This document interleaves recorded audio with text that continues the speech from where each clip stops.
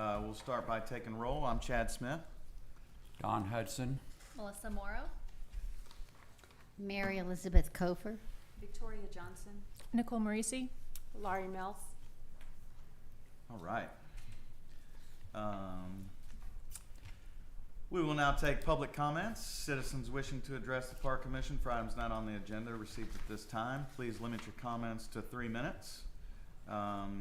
Is there anybody who would like to address the Parks Commission? Nobody signed in. Doesn't look like it. All right, so we will go into discussion and possible action on the minutes from the last Park Commission meeting. Does anybody have any comments to the minutes? Would anybody like to make a motion? I'll make a motion. I'll second it. To approve. Yeah, you have to say what the motion is. I'll make a motion to approve the minutes from the last meeting. And I'll second that motion. Everybody in favor say aye. Aye. Anybody opposed say nay. Looks like they passed. Steve, your timing is good. We'll move on to the update from girls softball. I don't really have anything unless you guys, season's ongoing. Did get the screens fixed. I guess 2 comments for repairs and maintenance. I don't know whether they've been brought up or not, but there's a broken sprinkler head in 3, 4, 5. I don't know if that's been reported to the city yet or not. Not that I There's a know. big cone over it. I've seen that. If you've been there. So that, and then had some parents bring up on the stairway down from upper to lower that there's a wasp nest or whatever growing. They've had some incidents, so I'd like to report that if we could. And I can send an email to Ashley and is it Izzy Ismail, who's the head. But I just didn't know if anyone, I know you guys use the park a lot too, so I didn't know if those have been reported yet or not. Not to my knowledge, thanks. But that's it. Cool. Steve, while you're Yes. up there, I just wanted to comment. I was looking over y'all's lease recently. You guys are doing a really good job with the litter. There is less litter around the park than I've noticed in years past. The dugouts are still pretty bad. We had to have our talks with our kids and our parents because they still they scramble and they leave all their stuff. Well, But then y'all I are think, getting it picked yeah, up then because overall, I'm I not think having to pick it up. I think it seems pretty good up there right now. Well, you're doing a good job with talking to them. All right. Is there not a way to double check if something's been reported to the city? Like, is that something for you easily to tell us right now if those sprinklers have been? No one's reported it, and I'm Okay. the one who takes all the calls, Okay, so I so would, that was a quick check. yeah. So how, what is the process there? Where do you think the disconnect is between getting it reported and getting it on her radar? Yeah, I mean, I can always report it. I was just here and I just know there's Maybe a we lot can of people create a that Google use that form dog on the park, website there and is- do something Well, where you there's. just email me too, I can give you my email. I think it's, yeah, it's usually just an email. Okay. And So, just- but I like your idea.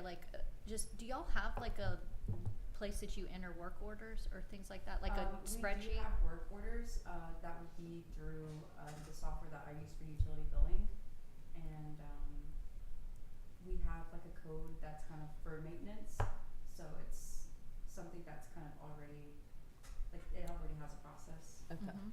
So is there a list so for instance, can you go on there and say, oh, I see this work order, where is it in the process? No.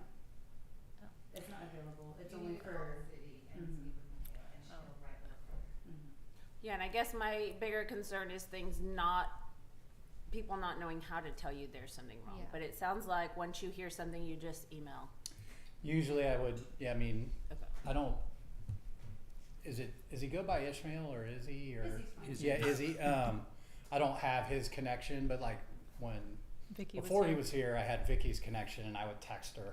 So I was like, but I think they want things going through Izzy before Vicky. At least that was my impression before. In the past couple times I've reported things, so I was just going to email. I was just, because it was brought to my attention last week, I just figured I'd Yeah. report it. Mhm. Okay. Here I at just the want to make meeting. sure that everybody knows the process and things are happening and things like that get fixed. So I was just trying Well, and to. it would be really simple for us to put on our website under parks to do a Google form of see maintenance or have a safety concern, report it here, and then it's one centralized location that, to your point, Melissa, you could get a report if anybody had something, and then we on a monthly basis could print out that report if it's related to park and say, okay, well, where do we stand? Because we do our quarterly walkthroughs once, now we do our walkthroughs once a quarter, and if this happens up in between those months, then at least it gives you as a vendor or even a park user the ability to report something, unless you think that would be a little bit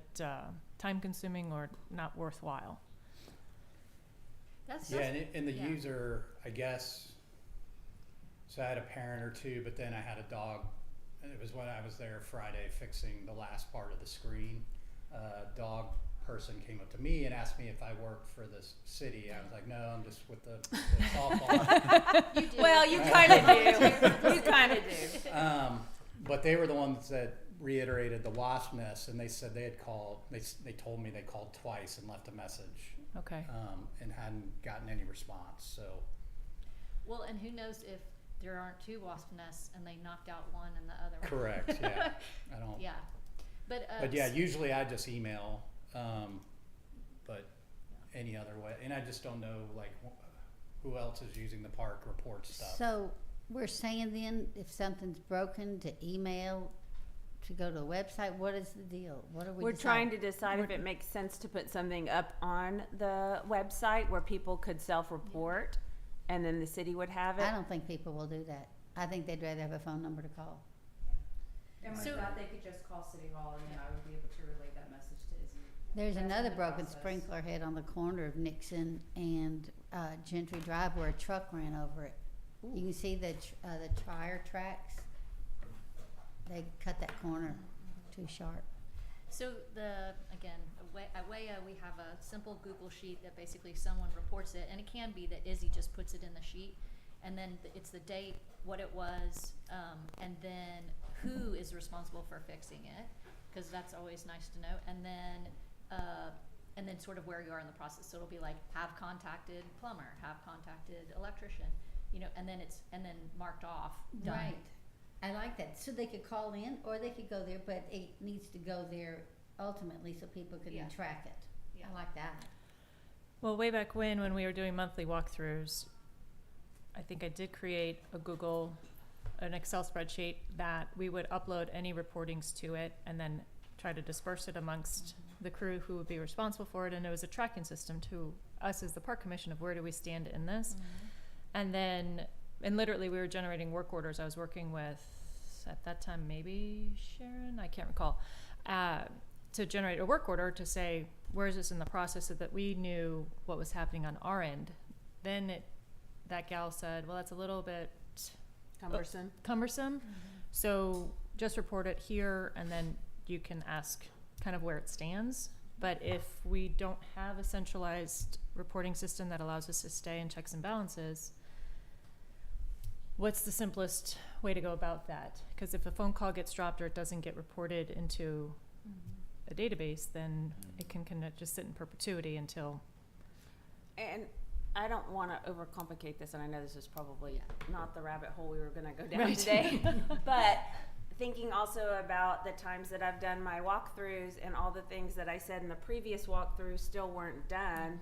Is there a way to combine what we identify in a walkthrough and what has been identified by the public? And so when we do our quarterlies, we go through and see what of those things has been done. But I think that's where Melissa's idea would work. If Would- it goes into the report that Izzy works with and dates everything that he's done or he's working on and so forth. Is that the way Izzy works? I'm sorry? Is- I'm sure is he this has doable? part of it, and maybe that's something that he could provide for each park commission meeting. That would be great. His report. Yeah. You know, one thing about the walkthroughs is when you walk the trail around the park, there are so many things that need to be done. Like there's erosion on the trail, there's damage to the trail, there's trees that need trimming. there's thorny vines encroaching on everything. It's like there's two, that sort of falls into the routine maintenance. And then there's things that are more like an emergency, like a wasp nest on a stairway, on some steps. Somehow I think we might need to think about a way of just keeping those a little bit separate, because the erosion and all that is, Well, maybe you could do like a tier 1, tier 2, tier 3, right? So tier 1 is imminent danger, safety issue, must be addressed immediately within 72 hours. I'm making that timeline up. Tier 2 is, hey, you know, Ongoing maintenance. Ongoing maintenance, and tier 3 is this is long-term project goals or big overhauls to the park in general, and just code them. Red is emergency, yellow is next, and green is, and I think that's actually what we were doing. So anyways, like you said, it's a rabbit hole that we're just wanting to address your concerns and be able to respond timely to urgent situations. Broken water head, that's gonna cost the city money and create more damage. Wasps can injure our park users, Yeah. you know, and thorny trees that could possibly poke out somebody's eyes would also be. But thank you for your report.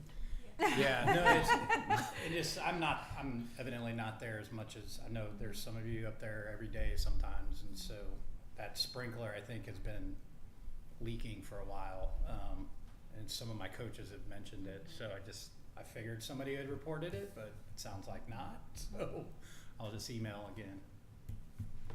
All right, thank you. Maybe we can have this as an agenda item next month and just kind of go into To see if we want to create a Google form or or and really just go back whatever. to Izzy and say, is there already something Yeah. in place? Well, I think we need to work with however Izzy is doing it and kind of fold into that rather than creating Yeah. something new. I like So I just don't want to make it harder than it is, and I just want to also Yeah. make sure that we're making progress on what we're doing, because Yeah. I'm feeling really stuck right now with what we're doing. I feel like we keep taking one step forward, 10 steps back, and I just want to see us be able to chart our progress Yeah. and make sure things are getting done. So I agree, and I like her idea of having Izzy here to maybe do a report. Yeah, I like that too. And we have our quarterly walkthrough coming up, I think, in next week or Next the week week. after. So maybe between now and the next meeting cycle, we can work with Izzy and find out how to streamline the reporting process as well as the tracking. And I would love to know the last park walkthrough that was done. How does Izzy get that information, and did those things get done?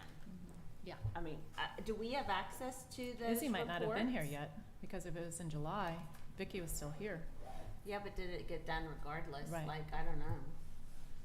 Do we have access to the monthly reports?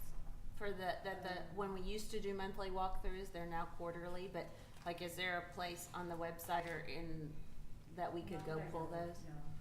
Could I get a copy, or could we, whoever, I think you're doing it with me next week, can we get a copy of the last 3 park walkthrough reports? Is that possible? Are they sent into us? Yeah, they're supposed to be. I know I can look I've at done it.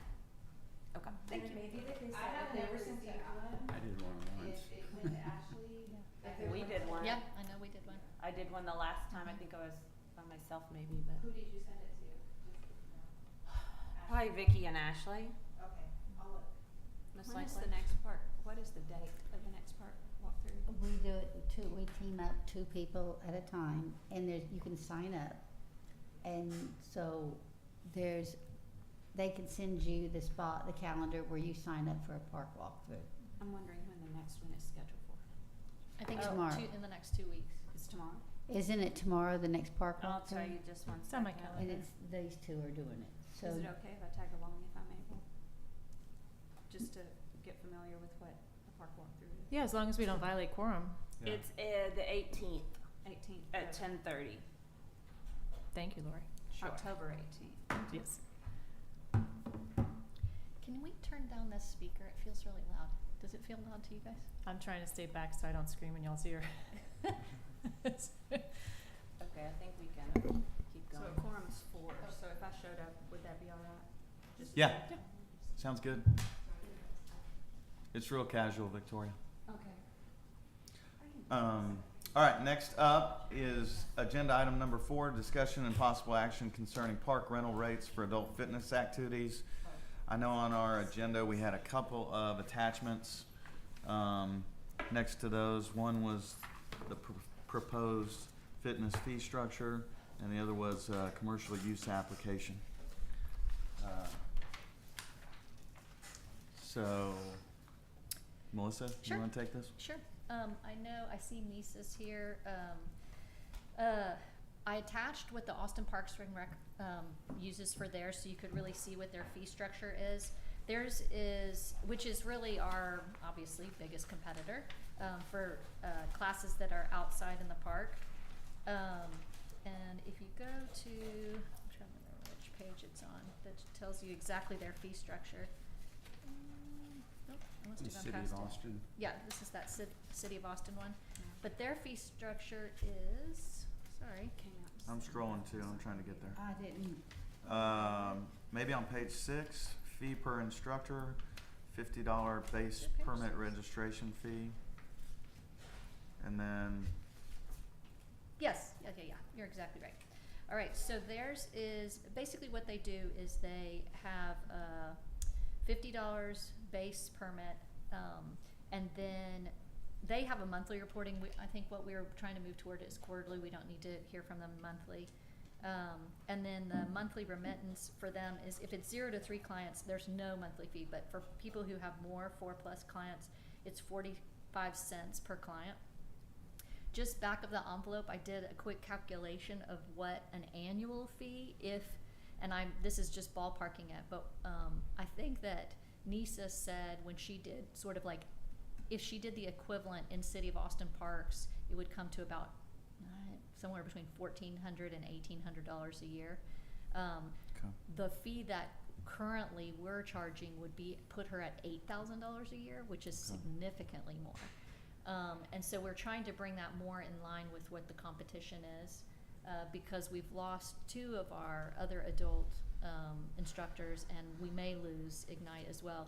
And, you know, this is just getting back to the purpose of putting in these new fee structures was, 1, for transparency and also for fairness. And it was to generate more income for the parks. I don't know if y'all remember, but previously, for the people watching, they only paid $180 a year, which was definitely way too low. And then we adopted one fee structure, and that is, you know, it's like trying to put all things in one basket. And so after hearing from all the women who came and spoke here who feel, you know, like that is too big of a jump for an outdoor activity, I sat down with Don and Alec, and we tried to back in, 1, a system that would be simple. We don't want to add a lot of work for the staff up here, and then something that was more in line or similar to the cost structure that City of Austin had. And so if you'll go back to the page that Don had sent you guys before, we came up with, and again, this is all for pretty small scale adult classes. We're not looking to have, you know, a Camp Gladiator with 50 to 100 people out here. But you have 1 to 7 people for 1 to 5 hours would be $1,000 annually. 1 to 7 for 6 to 10 hours would be $1,200 annually. And I mean, y'all can read this. 8 to 20, 1 to 5 hours, $1,320 annually, and then 8 to 20, 6 to 10 hours. The registration would be $100, so we'd want them to come in. They have to register for $100, and then and that's to make sure we have their insurance, background checks, you know, all that kind of stuff. And then we would probably they would do an estimate. Again, with the adult classes, unlike the kid programs, they basically set it for the year. And so they only have to come and really talk to the staff one time and say, hey, for this year, this is what our schedule is going to be. I believe with Ignite, they basically have 2 morning classes on Monday, 2 on Tuesday, 1 on Wednesday, and 2 on Thursday. So it's 7 classes. I did it just a rough estimate. If there's 7 classes a week times 10 people on average, and I did 45 cents for the city times 52 weeks, you come up with $1,638 plus $50 per instructor and the $100 registration fee. Now, we didn't recommend a $50 per instructor, we just did the $100 for the organization. Again, trying to just streamline stuff, but that's the logic behind the recommendation. So the original committee that put together the rate increase in January, that was based on Eanes and the way they charge for their fields, right? Mm-hmm.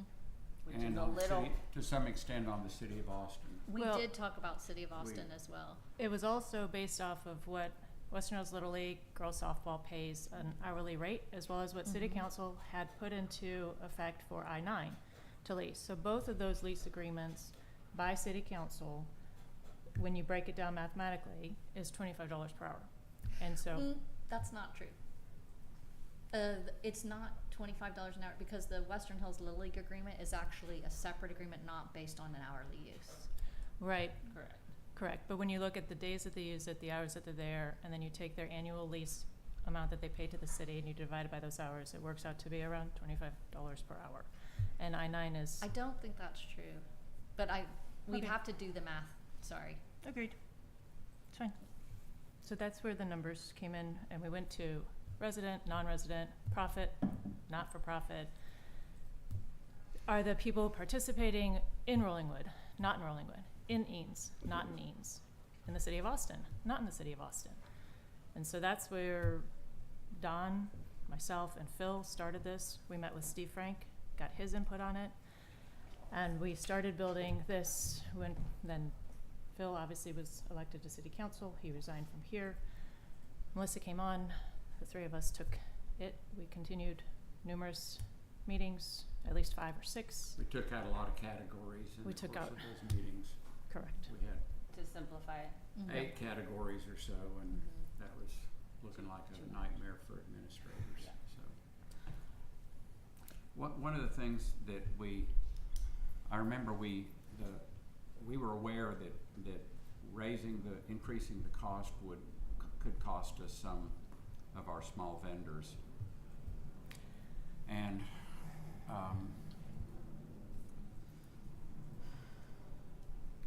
it was not like when we were doing this, I think we were trying to get a structure that was manageable and without sitting down and saying, while we're doing this, let's look at, is there something we can do to more nearly protect these smaller vendors? And we more or less didn't go there. There was a lot of complications to the restructuring that. As I look back on it, I probably would have poked in there something for adult fitness classes, because they're just so much less presence in the park and wear and tear on park facilities, but it just we just didn't go there. I mean, so now we find that I'm not sure who's leaving and who's staying, but I don't think it's necessarily about trying to make a lot of money for the park commission. It's the park costs $100,000 a year O&M. So this is small amounts of money, and to me it's like there's value to these programs, and I think making them affordable makes sense. My thoughts. So this is limited to small-scale adult exercise classes, and one problem I would have with it is if we were charging an organization a certain amount for a field, and then allowing these groups to use that field at a much reduced rate, would seem a little hypocritical of us. Baseball But- gets priority. Yeah, I mean, but this is small-scale adult exercise that are limited to, the portions of the park outside of those fields. And as long as that's the case, I don't have any problem with Yeah, I think doing we're a whole talking about separate. you know, if there's an existing leasehold or an existing program, they can't come along and bump them.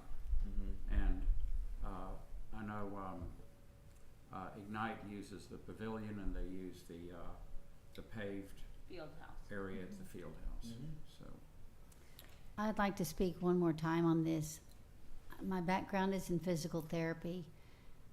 And when I look at our community, I think they're an active community, and I think the more active we can keep them, the better for society in general. It's what we have as a park. It's not just for children, it's also for adults. We need to make this a place where they feel welcome. Whatever we can do to get them there, we need to do it. And keeping it affordable for these classes to be held there, I think is vitally important. Has it, and I'm new, so I don't know exactly the whole history of what's been looked at here, but has the park been looked at in through the filter of space? Because if they're using the little pavilion outside the bathrooms, that's not a field. So Mhm. that space could be leased more along the lines of the pavilion down in the lower part, right? yes, It's got a different price that's how we're structure. thinking about that. That's the So- idea, is that we're trying to, we initially had just a uniform $25 an hour Right. for everybody, and we're trying to look at this as these are small scale adult exercise classes that aren't using a field, that are just using a small portion. Is it right to charge them $25 an hour? Right, so could we not look at it in terms of lease space, a different rate for a pavilion versus a field, is what I'm Mhm. trying to say. Yes, but that also gets complicated because, for instance, if I'm someone who's setting one time, I walk in the office and for the whole 52 weeks I'm saying at 7:30 every Monday, and I'm taking care of the pavilion, like I'm sweeping before and after my class and cleaning up. Real different if I'm coming in with a birthday party, one time, they have to do the same amount of paperwork for one visit. So I just wanna be careful that we're not Treating equating it like a birthday party. of the same Right. thing as birthday, because we do Mhm. have a separate rate for our pavilion, Mhm. and I think it's later on in our agreement. Is it on the agenda today? There's something about pavilion stuff on it, yeah. I think it's relative dates. to this. Yeah. So, so it is a different fee structure, but, one other thing about, one big difference between the adults coming in and doing the exercise class and the kids' sports activities, and especially games, is that a game doesn't have one kid coming, they have 5 or 6 people coming, they have grandma, grandpa, you know, and so it does have a little different impact on the field than, again, an adult class or even a kid class that's just coming with one person to do the activity. Does Good point. Ignite ever use the fields? You know, sometimes she'll, mostly no, but occasionally that, like I know when we do stuff down at the pavilion, she'll say, go run a lap around the playground one time, like, but most of it is just right on in that space. Or they'll use the track, you know, but they don't use the fields, that's not a primary, at least Ignite. I don't know about Life Keto, when they were doing it, they used a space right outside the field, Mm-hmm. and I don't remember, One of the groups used Beat Fitness was on Beat- field 2. Okay. She was on field 2. yeah. And then also, just so you have backdrop, we had asked all the vendors, sent them an email saying, can you please give us what you charge per rate, how many clients you have, how many hours a week do you use it, where do you primarily work? So we gathered as much information as we could when we collaborated and put this information together. And at that time, the information was, we asked how many are Rollingwood residents, Eanes ISD residents, et cetera. And so just on the flip side of it, to make it, again, my math could be wrong here, is that at that time, less than 25% of the clients are Rollingwood residents for Ignite. 50% of the clients reside in Eanes ISD, and that the average cost per class is between $9 and $15, but it could be as high as $22 based on their monthly membership, and that the average class attendance was 6 to 15. So if you took the averages of those numbers, and they're there 8 hours a week, you have about 12 per class, the average cost per class is $12. It's $1,152 a week that she's making. And then I don't know what, her operating costs are as far as, and this is specific to this conversation because we're not having this conversation with regard to Life Keto or Beat Fitness. So that would be $200 worth of rental expenses per month, netting $952, less whatever the expenses are for her instructors. So again, just trying to, is if we go down this path, again, of trying to renegotiate something that's been on our agenda and approved by city council and put into an ordinance with the city, we'd have to think about all of the factors. And maybe a solution is the city can come up with a hardship application of, if you cannot afford to pay the $25 per hour, then create a process. Here's a hardship application. You know, show us what you can afford, and let the city council decide, you know, how to do that. Again, I'm wanting to be proactive and solution oriented here, but also needing to understand what it is that we're looking at. And then again, every single unique adult small fitness class comes into it, and so we're having another conversation about what are your demographics, how many are here, what do you charge, and how many hours are you using the week, the facilities. So again, here to present that information as well. And then right now, based off of the structure that is proposed for today, if you took that and you broke it down, then they're paying $3.85 in line 1, $2.31 in line 2, $5.08 an hour in line 3, and $3.46 per hour in the line 4 proposal of the $1,800. I honestly don't care if we subsidize them. I honestly don't. Getting the people out into the park should be a primary goal. I think to ask them to come and ask for, you know, mercy to the city council because they can't afford that $25 an hour, I don't really think we need to go there. I think that this is a fair fee structure. We should be glad that we have these people using the park. They're not in the way, and if they are respectful to the youth sports, I think that, and they're respectful to the park and the rules, what more can we ask for? I don't think that we need to make the park budget off the back of these. I don't think we have that many people here. I just don't see that we need to make our park budget off of these adult fitness classes. I just don't. I would like to make a motion Mm-hmm.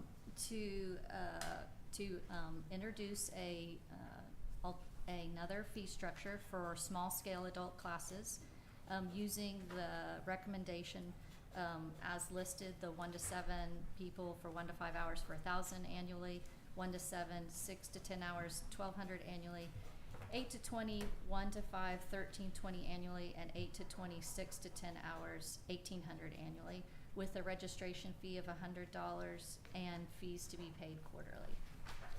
Is there a second? I'll second that. Any other discussion? This is limited to small scale adult classes and using the pavilion and everything like that? Yes. Okay.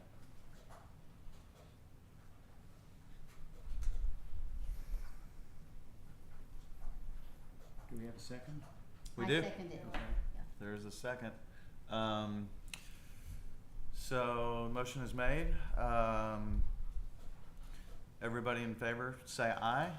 Aye. Everybody opposed, say nay. Nay. I don't know where I stand on this. I feel like there's something in between these two, but I'm so tired of talking about it. Mm-hmm. I'm Okay, gonna well, abstain. the motion passes. So, point of order, so does this then go to city council since they adopted the other thing? I think they have Okay, to that's approve great. it. Yeah, I Okay. think it's gotta go to the city council. Great. Yeah. Okay, perfect. Great, So, thank you. So you'll have another opportunity to think about and speak, to city council about it.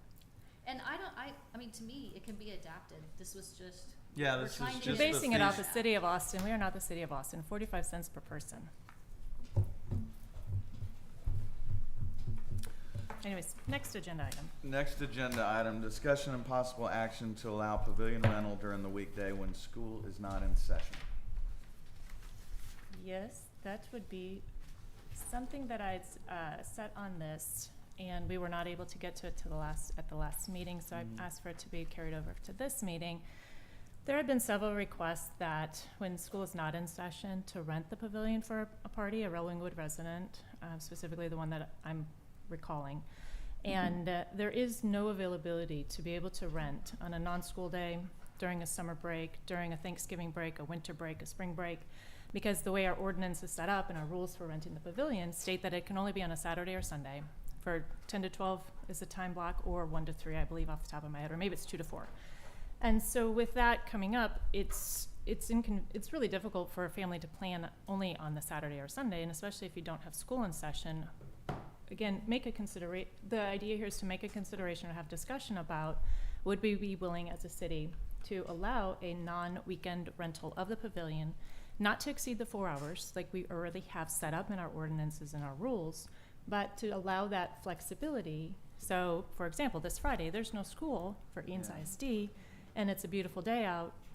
We will, according to our ordinance, not allow a family or a resident or non-resident to be able to use the pavilion. So this is a conversation I just wanted to share with y'all that I've seen come through And we're my end of doing emails. $25 an hour for the I pavilion? think we have $100. No, it's more than $25. No, Yeah, I think it's 100. It's $100 for a resident and $300 for a non-resident with Okay. a deposit. And not But looking at, Is that just for an hour? that's or for the for the 2 hour 2 hour block. block. 2 hour block? Okay. Correct. So it's $50 an hour for a And- resident? Okay. And what did we decide on, what are the hours again for the rental, for It- the pavilion? It's from 10 to 1 or 2 to 5 on Saturdays and Sundays.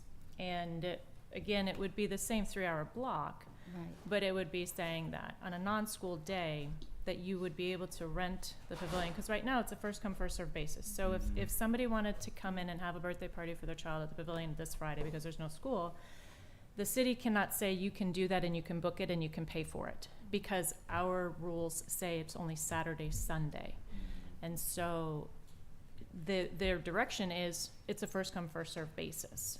So now the question becomes to us, do we want to possibly take into consideration, again, not to exceed the hours that We've it's already allowed to agreed book. It's just It's opening it just up on opening it non-school up on a days. non-school day if there's no other conflict with, Western Hills Little League. If they have a baseball game on a Friday, then no, they wouldn't be able to book that. But I like that idea. I mean, I think we should make it available because that is a popular time for kids to do stuff. So if it's a non-school day during the weekday, I think, or summer or spring break, I think it's fine. I'm really glad you thought of I would this. agree with that. I think this makes a lot of sense.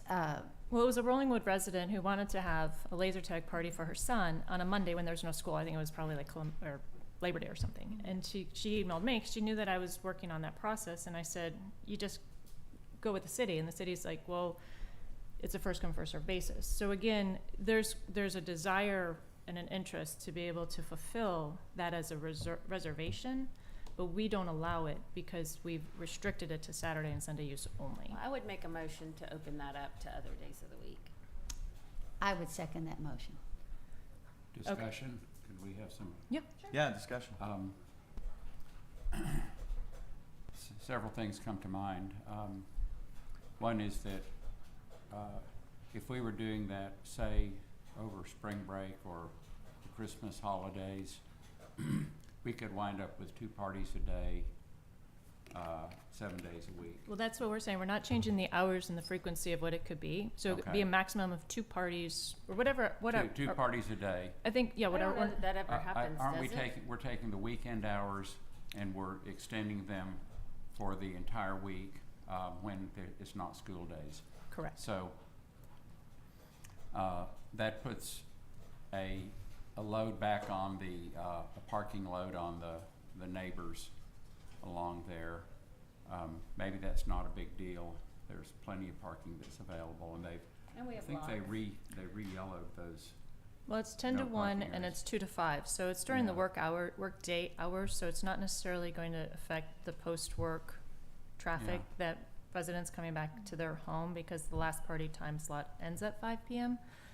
And again, not trying to change everything that's here. It's just the consideration is to extend, to your point, Don, the Saturday, Sunday time slots, that they actually are Sunday through Saturday of that week, or however we want to word it, Yeah, that I wonder if we might want to, no more than 4 parties can take place per week. per week, Oh, okay. yeah, yeah, You That- get it? So we're not Then that- changing the frequency. So right now we have Gotcha. 4 parties that are scheduled on Saturday and Sunday only.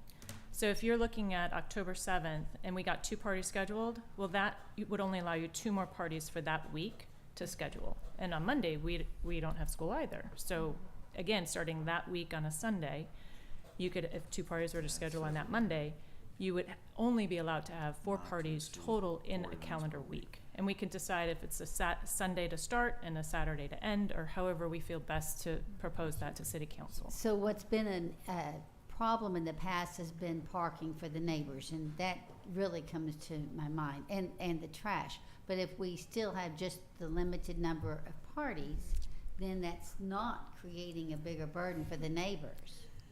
That's, Or the staff. or yeah. the staff. Right, and that's why I like this. It just Yeah. creates more flexibility for the residents or anyone.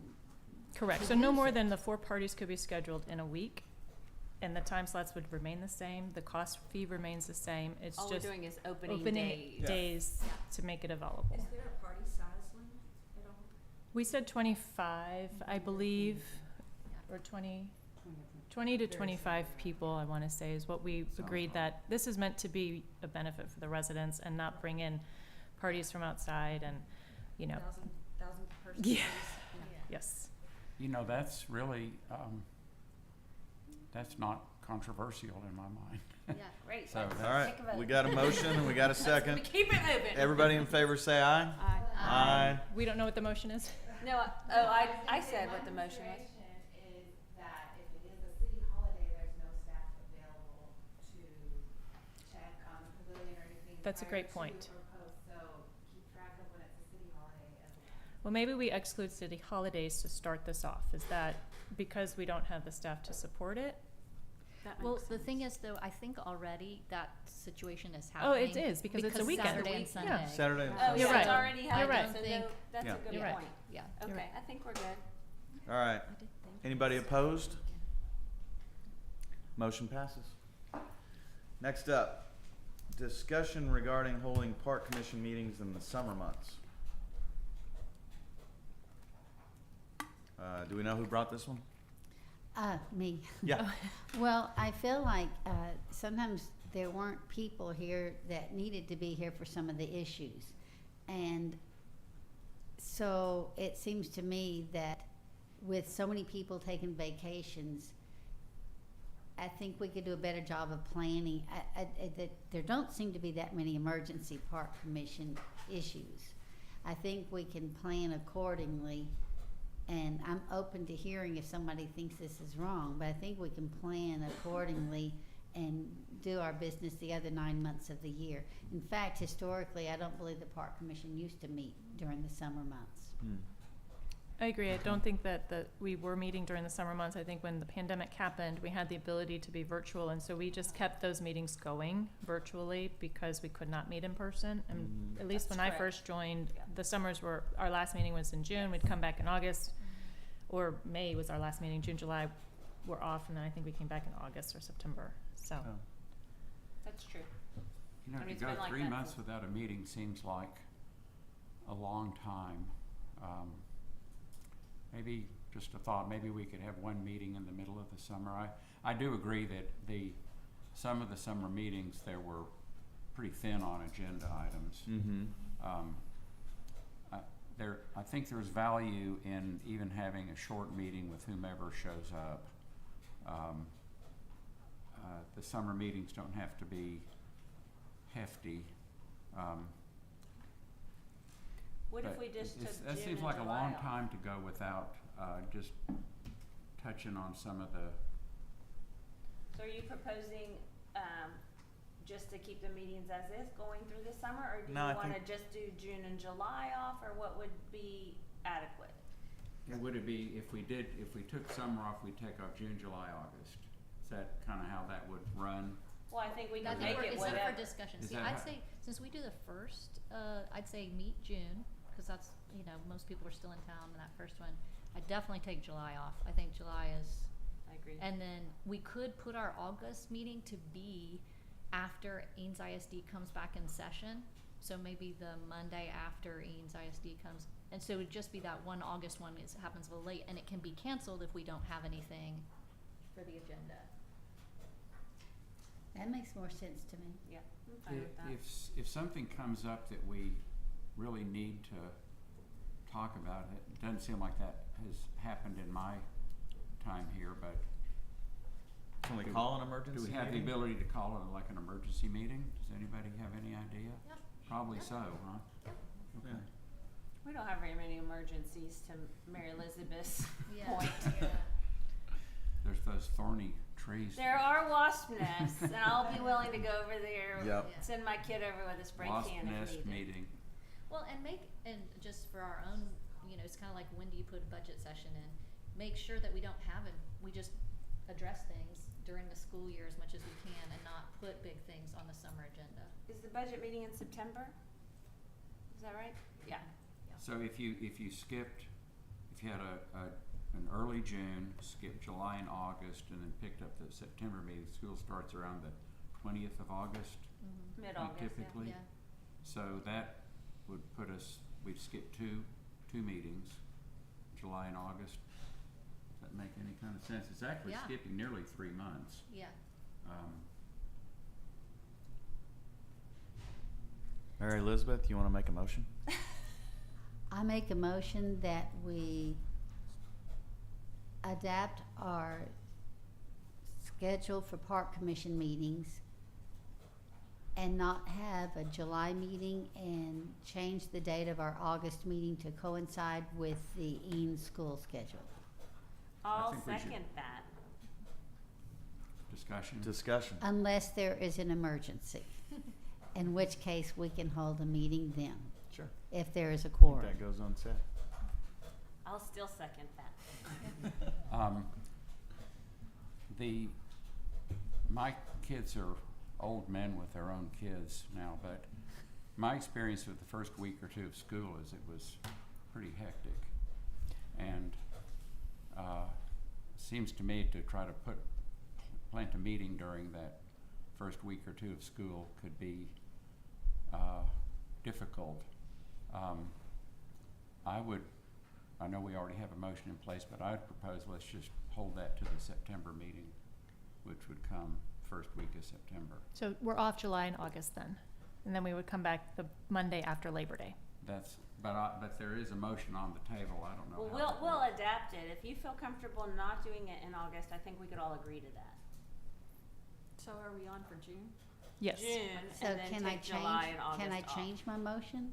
You can Yes, amend it. Change your motion. How do we do Pull- that? Or you can pull your motion. You can pull I'm it. gonna You can pull do my a- motion do a and new make one. a new motion. And the new motion is that we have our June meeting, but we do not have a meeting in July or August. And we come back with our September meeting. I will- Except if there is an emergency, then we will have a meeting at that time. I'll second that, Mary Elizabeth. All right, any further discussion? Everybody in favor say aye. Aye.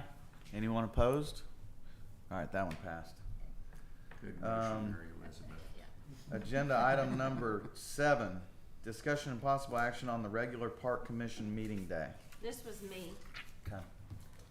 I'm finding Mondays really hard for me to do, and I'm not asking you all to change because of me, but I wanted to throw it out there in case anybody was feeling the same way and was willing to move the meeting to a different day of the week. Where would you move it? What would be a better day?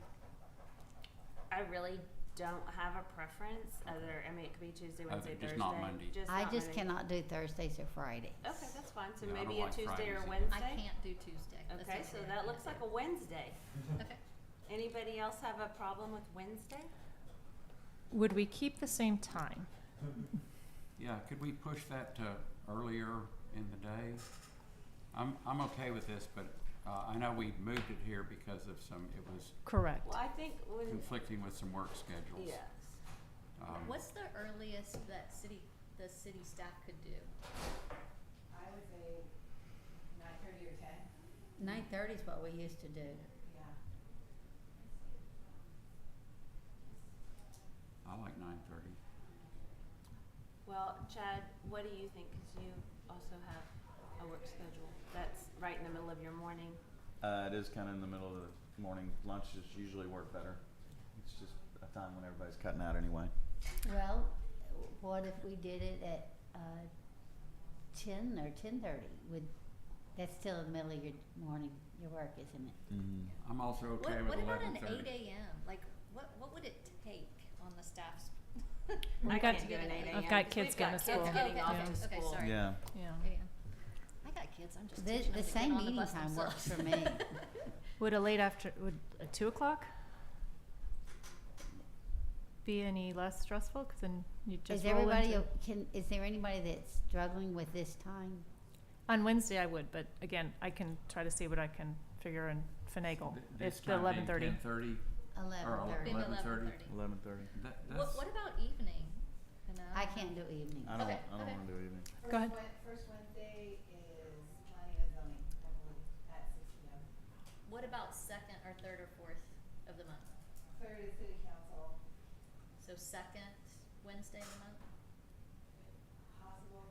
Evenings are difficult at staff though. Well, I think nobody wants to do evenings. Okay, yeah, they don't want to do evenings. So I mean, y'all can vote me out. I'm just bringing it up. Y'all can say, well, this is working for everybody else but you, suck it up. I mean, whatever y'all want to say. But I'm sitting here it's a wanting to say discussion. to Melissa, are you nuts? What about evenings? In the Oh, evenings. oh. the least controversial I don't has been 11:30 Wednesday. I didn't hear any, that doesn't work. Mm-hmm. So I'm out, but I'd have to see if I could rearrange stuff. Okay, well, Well, that's what I'm saying. If it doesn't No, work for everybody, you but- could just leave it as is. 11:30. so we're just we're gonna leave it. Do you, No, I don't want to do 11:30 it too. Mondays or 11:30 Wednesdays? I think we're leaving it like it is, right, Lori? No, that's not fair to you. Well, it's not fair to you either, so just leave it. Everybody else is fine with this but me. I might be resigning, so Should we do rock, don't paper? base it on me. I think we should make this, professional and let's do rock, paper, scissors. Yeah, I like that. Definitely. Or maybe Go to we Wednesday and then draw we'll from figure it out. that. Go to Wednesday, we'll figure it out. Does it help to move to a different third, fourth, or fifth of Wednesday? No, it's Oh. just, it's systematic. It's weekly meetings that I have that are Yeah. 12 o'clock and 1:30, and so that's just my Wednesday, which is fine. Again, we'll work it out. I'm fine with leaving it. It's okay. No, because you need to be here. Why don't we leave it as it is for now and you guys have a conversation and we'll discuss it at the next meeting? So everybody's okay with Wednesday at 11:30? Okay. We'll If you discuss can't it. be here, that doesn't work. Let me just. Y'all can All right, discuss yeah, and, we're and not we'll, deciding we'll it hit it now. up next Okay. time. Discussion and possible action to request city council to revisit the procedure and process to replace board and commission members. I had put this on here, and if y'all had a chance to pull it up or not, and I spoke with Alec about this after the last meeting, and I guess I've been on this commission maybe 2-ish plus years, and the process right now, from what I understand, maybe I'm wrong, is that if residents know that they can send in an application to apply for any of our commissions or boards, they send in an application. And then if and when a vacancy comes up, first of all, Park Commission does not get notified of any resignation or members leaving. And then at the next city council meeting, there's a vacancy and you choose between whichever applicants happen to be in that pool. And in my opinion, I think that we're excluding a large percentage of our residents, as well as excluding the commission or the boards that have lost a member, from being able to participate and communicate and contribute to specifically the commission, because that's where I'm involved. And wanted to have discussion and conversation with y'all to see what you think and possibly come up with, and this might not even be in our wheelhouse, but to present it to city council to say, maybe you can review the process and maybe there could be notification to all residents. Okay, there's a vacancy on the Park Commission board, and residents have 14 working days to file an application, and then the applications will be reviewed at the next city council meeting, so on and so forth. Because again, I think that I was talking to a friend at the bus stop, and I said, hey, would you be interested? Do you have 2 small kids and, you know, get involved with the park commission? She's like, oh my gosh, I would love to do that. How do I fill out an application? And then tell her to do that, and then there's no process other than whoever's in the queue, that's your selection of candidacy. Maybe everyone's okay with this process. I don't see what's wrong with that process. Nobody's notified that that the application process exists unless somebody tells somebody face to face. Residents, I don't think, we've had such huge turnover with residents moving in and out of the city. I think that there should be a more formalized process, written, email, But there has text. been. We've been notified in, I can't remember if it's in with the water bill or something. I think I've seen several places where there are places on some of our boards and commissions, and people are welcome to apply. I'm trying to remember where. Haven't y'all seen that? I know I do see it. I've Is it- gotten some of Is those. it in the council report, vacancies for each of the, Alec, you may remember. And where they're I feel like encouraging each people to month apply there- for these. I do think the staff gives them something that says, here's the vacancies and these are the opens, but that doesn't, to your point, it doesn't necessarily get back to us. And it doesn't get to the residents at large. There's Well, no, But this was to residents at large, and it wasn't that there were specific vacancies. It was that they're encouraging people to apply to be on these boards and commissions. and what I'm saying is be more specific. So when there's a planning and zoning vacancy, when there's a board of adjustment vacancy, that the city should then make an announcement to the residents to say, the city council has accepted the resignation of, who was our last person that resigned? Jennifer Meyer. Jennifer Myers. So Jennifer Myers sends a letter to the city council. We as a commission don't even know that she's resigned. I didn't, maybe y'all did.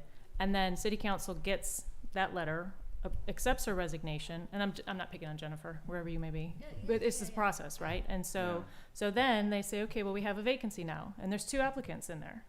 And no offense to Victoria, I feel so terrible. This is not about any, because I went through the same process. Everybody sitting up here went through the same exact process. And I guess what I'm questioning is that we have 570 plus homes here. How many residents that don't know of that process, the vacancy, and then the ability to submit an application in a timely manner that gives city council a pool of applicants to be able to look from and to determine how do we best fill the seats that are open? So when I applied, I knew there were vacancies. Those vacancies got filled, and I was fine with that. And then there came another vacancy, and I got moved up. I think it was a matter of being interested in it, just being interested in serving the city, in serving my community. I think there's something about looking for that opportunity also. I do think it's common courtesy to tell the residents, hey, there's an opportunity, because some of it might not be on their radar, but they'd be willing to do it if they were told. I think we used to send stuff out when we had vacancies. I have not seen that in a very long time. It used to come in a call for volunteers, and it would say, okay, P&Z needs somebody, Parks needs somebody, or whatever, but I haven't seen that in a very long How time. was that sent out? It was an email. Now it's listed on the website under support for residents, boards and commissions, and like currently we have a board of adjustment vacancy for an Okay. alternate member and 1 utility commission. Okay. Now that, yeah. So when I first moved into the city, there was a hard time getting people to Volunteer. volunteer and Mhm. do stuff. And over time, you know, things have evolved. The website is so much better. But I think when the website got so much better, there became an over-reliance on people to just go there and look. And Right. People don't do that. Yeah. Right. I mean, so I agree that there needs to be, you know, I had no idea I was gonna get appointed. I was on the committee, I had put my application in, forgot about it. And then all of a sudden, I'm on vacation, and I come home and I'm appointed, and so, yeah, I think he tried to reach me. But I think it's a real good idea to notify that there are vacancies and this process is going on. I don't know if you wanna change the fact that those people already in line get moved up, you know, that's a whole other issue, as far as qualifications and those kinds of things. Back when I moved in, there was not the luxury to see if anybody was Right. actually Mhm. qualified. You just grabbed them and put them in there. So I definitely think there needs to be more notification that vacancies are available and we need people in the queue at least.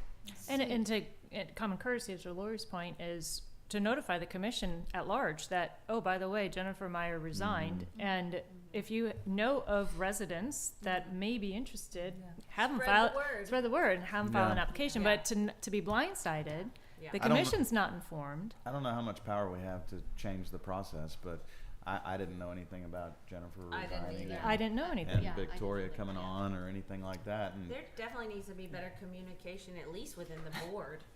Okay, so how do we do this? How do we make that part, I mean, that part we should be able to make happen just Well, among so, ourselves. So, and Alec can probably speak to this, but, you know, each mayor that comes on and each situation, it almost depends on how busy the city council's docket is as to how much attention gets done to it and where we are. And so there isn't a well-defined process. There's lore around that says, oh, if you're on the top of the list, you get picked. That is not how it's, I mean, I've been here 20 years. It's been very different almost every mayor. So I do think it's important for all the commissions and all the council members to understand what the current process, sort of accepted process is. So I think it'd be super helpful for the mayor and council to tell us, how do you plan on filling positions going forward? And that we would like to help in the recruitment process. And then one other level of it is, like any board that you would sit on, you know, you usually go, and what are we looking for? Gosh, we could really use an attorney. We could really use someone who knows about youth sports. We could really use someone from different generations.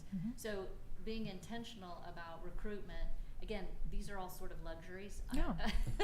But, yeah, no, I absolutely agree. And I think this is a good time to kind of go back to council and say, hey, can you sort of map out that? And also, just out of politeness, tell us when someone resigns so we know.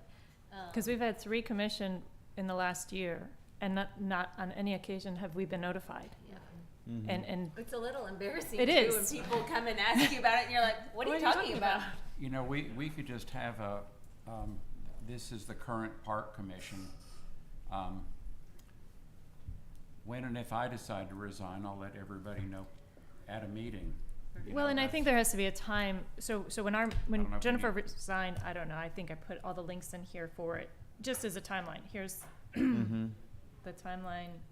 It could just be forwarded to us. So from the city when they Jennifer, receive a she was resignation. appointed to the Park Commission on December 15th. She resigned on July 18th, and on August 17th, Victoria was, so within less than a month. Again, it just, there's no communication, no notification. Residents at large are not included in the process. Not that they should be, but at least from volunteering their service time to be able to contribute back to the city. And to Lori's point, common courtesy of, we're all very busy with our time, but just knowing that this is happening, it prepares us to be able to come to a meeting and say, great, welcome. It's nice to meet you. Well, and what do you need here? I mean, you know, if the commission is operating on something and has a need, like, are you the one that mentioned, we could use someone versed in this specific thing to help us with, I An mean, engineer, a construction does make person. And Yeah. I'm sure it would have been nice, and maybe someone did this and I'm just not aware, but when you came on Right. board to sit with you for an hour and say, here's what's been going on, here are the hot topics, here are things that are still looming or whatever. So you could have Yes. had some understanding of what you were walking into, Yes. and I'm guessing that didn't happen. no. But did you have that? I did. When I came to When this. I came I on, mean, I did have that. Any of us would have been happy to do that for you. Yeah. Again, we just didn't know. No, Yeah. exactly. But nobody did that to me. We're talking about. But I'm saying it kind should of be a best transition. practice. And then when Dawn came on, you Procedure. you introduced yourself and you said, here's myself, here's where I live, here's, so again, it's, I just think that if we had a consistent process of how city council appoints vacancies, Shares that information. is inclusive of the commission or the board, and And I think you guys bring up great points, and I can certainly, have the discussion, like, this coming, I'm sure there's gonna be an agenda topic this October meeting. I was kind of wondering if, like, the next council that gets seated in November would be like an ideal time to Yes. just, Yeah, that's a good point. like, hey, let's all talk about what we think the process should be and so forth. Yeah. Because I don't know, I think there are a couple openings still, like someone mentioned, and, I don't know what's gonna happen in the October meeting. Kind of seems like maybe some stuff will wait. Well, let's just not let it fall through the cracks, Yeah, because we're really agreed. good with having something on the agenda, and then it doesn't get there the next month, and then we forget about it, and Mm-hmm. we bring it back 6 months later, Yeah, so. I think that the process can be better, for sure. I mean, you guys know. And I all do the think points. November's a great time to kind of put that into place or All right, so do we come wanna up with make how the a, new council wants to operate. do we wanna make a motion today so that they look at it in November? Or maybe table this and then bring this up again in, after city I council? would like to make a motion that we request city council to revisit the procedure and process to replace board and commission members when it works with their agenda. So before the November election or after the November election, but to be able to revisit the process, the procedure and the process. Second that. Any further discussion on it? Everybody- Melissa did. Oh, Sorry. yeah. Everybody in favor, say aye. Aye. Anyone opposed? All right, that one passes. That's a wonderfully broad, Yeah. I know.